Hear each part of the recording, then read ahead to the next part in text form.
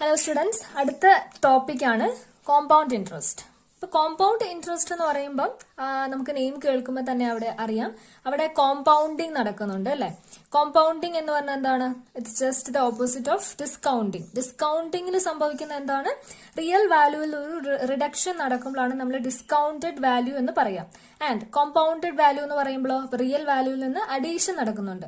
ഇപ്പൊ interest calculate ചെയ്യുമ്പോൾ നമുക്കറിയാം, ഇൻട്രസ്റ്റ് കാൽക്കുലേറ്റ് ചെയ്യുമ്പോൾ നമ്മൾ ഓരോ ഇയർ വൈസിൽ നമ്മൾ റേറ്റ് ആഡ് ചെയ്താണ് വരുന്നത് അല്ലെ. റേറ്റ് ആഡ് ചെയ്യാണ് ചെയ്യുന്നത്, പ്രിൻസിപ്പളിന്റെ കൂടെ റേറ്റ് ആഡ് ചെയ്യാണ് ചെയ്യുക. ഓക്കെ, അപ്പൊ ഇവിടെ കോമ്പൗണ്ട് ഇൻട്രസ്റ്റ് എങ്ങനെ കണ്ടുപിടിക്കുന്ന ഒരു ഇക്വേഷൻ ഉണ്ട് നമുക്ക്. A is equal to, A എന്ന് പറഞ്ഞ എമൗണ്ട് ആണ്, A is equal to P of 1 plus R by 100 raise to N and compound interest is equal to amount minus principal amount. Okay, അപ്പൊ ഇവിടെ എ എന്ന് പറയുന്നത് എന്താണ്? നമുക്കറിയാം എ എമൗണ്ട് ആണ്, പി പ്രിൻസിപ്പൾ ആണ്, ദെൻ 1 ഒരു കോൺസ്റ്റന്റ് ആണ്, അത് 1 ആണ്, ദെൻ ആറ് റേറ്റ് ആണ്, റേറ്റ് ബൈ 100, റേറ്റ് ഇൻ പെർസെന്റേജിലാണ് നമ്മൾ റെപ്രസെന്റ് ചെയ്യുന്നത്. So R by 100 and N എന്ന് പറയുന്നത് നമ്പർ ഓഫ് ഇയേഴ്സ്. നമ്മൾ കഴിഞ്ഞ ഒരു സിമ്പിൾ ഇൻട്രസ്റ്റിന്റെ ഇക്വേഷൻ പറഞ്ഞപ്പോൾ അവിടെ ടി ആയിരുന്നു യൂസ് ചെയ്ത് ടൈം. ഞാൻ പറഞ്ഞിരുന്നു അന്നേരം തന്നെ അത് T and N can be used alternatively എന്ന് പറഞ്ഞിരുന്നു. സോ ഇവിടെ എൻ ആണ് എടുത്തിരിക്കുന്നത്, എൻ നമ്പർ ഓഫ് ഇയേഴ്സ്. അപ്പൊ ഇതാണ് നമ്മുടെ കോമ്പൗണ്ട് ഇൻട്രസ്റ്റിന്റെ എമൗണ്ടിന്റെ ഇക്വേഷൻ. ആൻഡ് കോമ്പൗണ്ട് ഇൻട്രസ്റ്റ് എങ്ങനെ കണ്ടുപിടിക്കാം? എമൗണ്ട് മൈനസ് പ്രിൻസിപ്പൾ, അതാണ് കോമ്പൗണ്ട് ഇൻട്രസ്റ്റ്. ഇപ്പൊ നമ്മൾ പറയുമ്പോൾ നമ്മൾ ഒരു ബാങ്കിൽ നിന്ന് 10% പലിശയ്ക്ക് ലോൺ എടുത്തു. ആ എടുക്കുന്ന എമൗണ്ട് 10,000 രൂപ നമ്മൾ ലോൺ എടുത്തു എന്ന് വിചാരിക്കാം. ലോൺ എടുത്തു, അപ്പൊ ഞാനിവിടെ എഴുതാം 10,000 റുപ്പീസ് ആണ് ലോൺ എമൗണ്ട്. അതാണ് എന്ത്? പി എന്ന് പറയുന്നത് പ്രിൻസിപ്പൾ. ഓക്കെ, ദെൻ എത്ര ശതമാനം പലിശയ്ക്കാണ് ഞാൻ എടുത്തത്? At the rate 10%. അതാണ് എന്ത്? റേറ്റ് എന്ന് പറയുന്നത്. And also for how many years, എത്ര വർഷം കൊണ്ടാണ് ലോൺ തിരിച്ചടക്കേണ്ടത്? സേ ഫോർ 5 ഇയേഴ്സ് ആണെന്ന് വിചാരിക്കാം. 5 ഇയേഴ്സ്, അതാണ് എന്ത്? എൻ എന്ന് പറയുന്നത്. ഓക്കെ, അപ്പൊ ഇതാണ് നമ്മുടെ ഐറ്റംസ് ഒക്കെ നമുക്ക് തന്നിട്ടുണ്ട്. പ്രിൻസിപ്പിൾ കിട്ടി, റേറ്റ് കിട്ടി, ആൻഡ് ടൈം കിട്ടി. ഇനി നമ്മൾ അത് കോമ്പൗണ്ടിങ് എങ്ങനെ ചെയ്യുന്നു എന്നാണ്. ഇതാണ് ഇക്വേഷൻ. നമുക്ക് ഇക്വേഷൻ ഇല്ലാതെ എന്താണ് ആക്ച്വലി കോമ്പൗണ്ടിങ്ങിൽ നടക്കുന്നത് എന്ന് നോക്കാം. ഓക്കെ, അപ്പൊ 10,000 രൂപ ഞാൻ എടുത്തു, ലോൺ എടുത്തു. അപ്പൊ 10,000 രൂപ ഫസ്റ്റ് ഇയറിൽ 5 ഇയേഴ്സ് ഉണ്ട്. അപ്പൊ ഫസ്റ്റ് ഇയറിൽ എത്രയാണ്? 10,000 രൂപ. 10,000 രൂപയുടെ മേലെ നമ്മൾ 10% കണ്ടു, ഇൻട്രസ്റ്റ് കണ്ടു. അപ്പൊ എത്രയാണ്? 10,000ന്റെ 10% എന്ന് പറയുമ്പോൾ 1,000 റുപ്പീസ് ആണ് നമ്മുടെ ക്യാഷ് നമ്മൾ ഇൻട്രസ്റ്റ് ആയിട്ട് അടയ്ക്കേണ്ട വരുന്നത്. ദെൻ ഇത് സിമ്പിൾ ഇൻട്രസ്റ്റ് ആണെങ്കിൽ എങ്ങനെ സംഭവിക്കും? സിമ്പിൾ ഇൻട്രസ്റ്റ് ആണ് നമ്മൾ കാൽക്കുലേറ്റ് ചെയ്യുന്നതെങ്കിൽ വീണ്ടും നെക്സ്റ്റ് ഇയറിലും ഈ 10,000ന്റെ മേലെ തന്നെയാണ് നമ്മൾ ഇൻട്രസ്റ്റ് കണ്ടുപോവുക. 10,000ന്റെ മേലെ വീണ്ടും 10% ആണെന്നു 1,000. അങ്ങനെ 5 ഇയേഴ്സിലേക്കാകുമ്പോൾ 5,000 റുപ്പീസ് ആണ് സിമ്പിൾ ഇൻട്രസ്റ്റിൽ വരിക. പക്ഷേ ഇവിടെ നമ്മൾ എന്താണ് ചെയ്യുന്നത്? കോമ്പൗണ്ടിങ് ആണ് ചെയ്യുന്നത്. അപ്പം ഇവിടെ എന്ത് സംഭവിക്കും?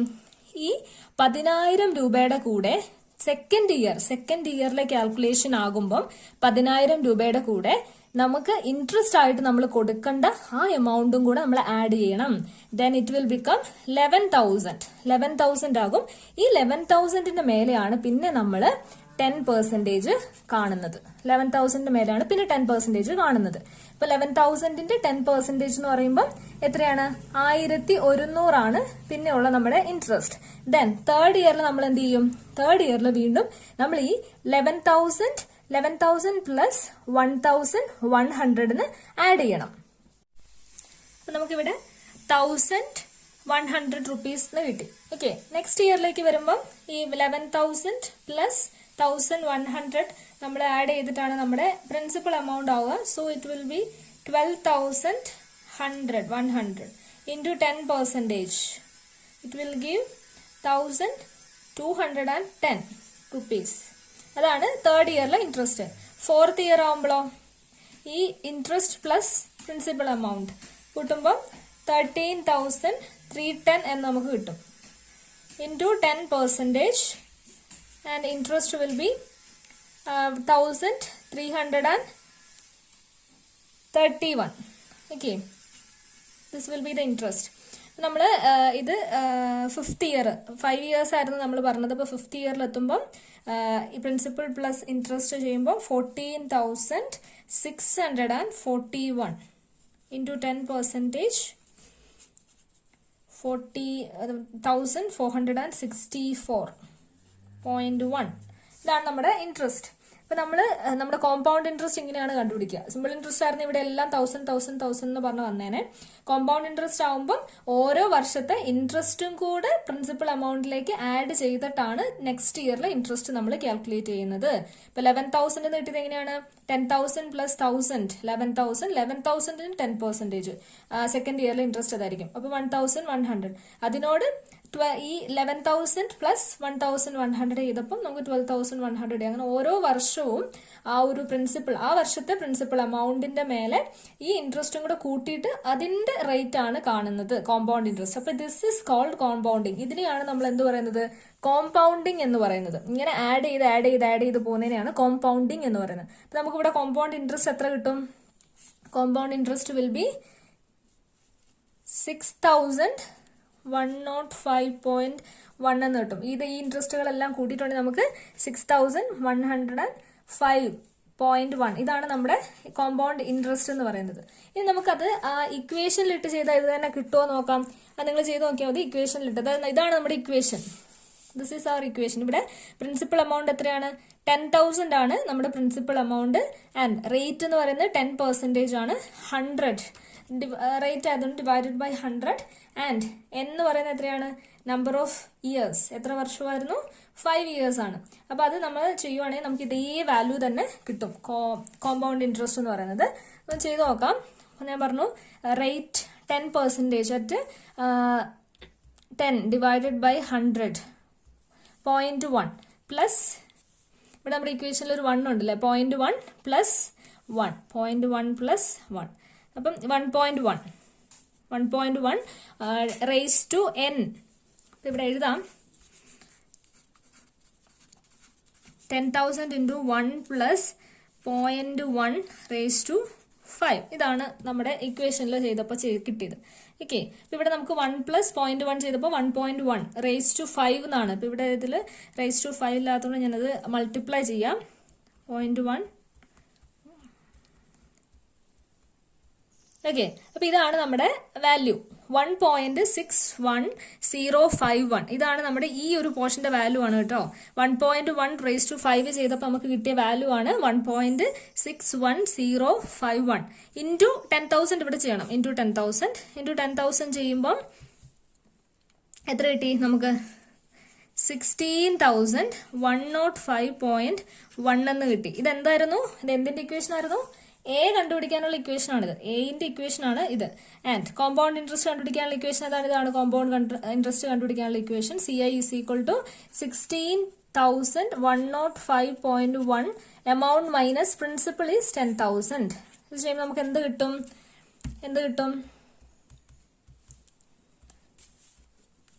6,105.1.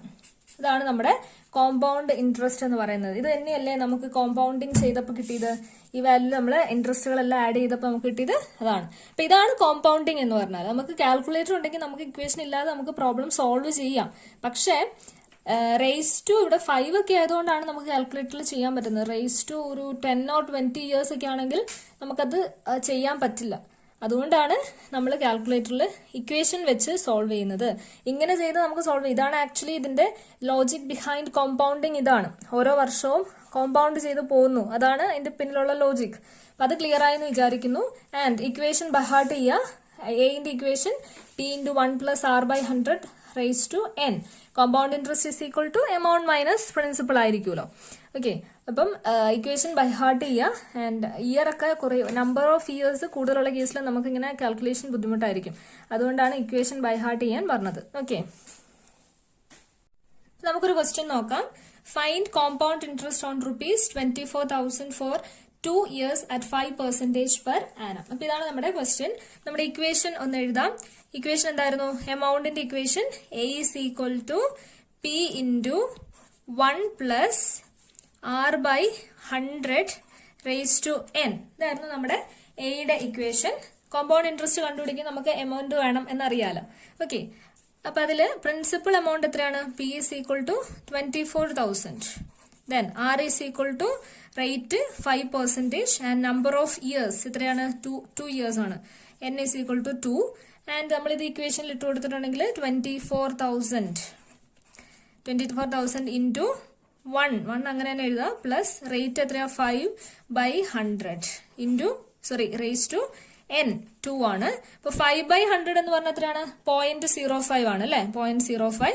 സോ 24,000 1 പ്ലസ് ഇത് എത്രയാണ് ഇത് വെട്ടിക്കഴിയുമ്പോൾ നമുക്ക് 0.05 എന്ന് കിട്ടും. 1 പ്ലസ് 0.05 1.05 റേസ് ടു 2.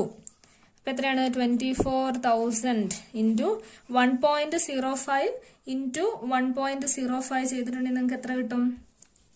നമുക്ക് കാൽക്കുലേറ്ററിൽ ചെയ്ത് നോക്കാം.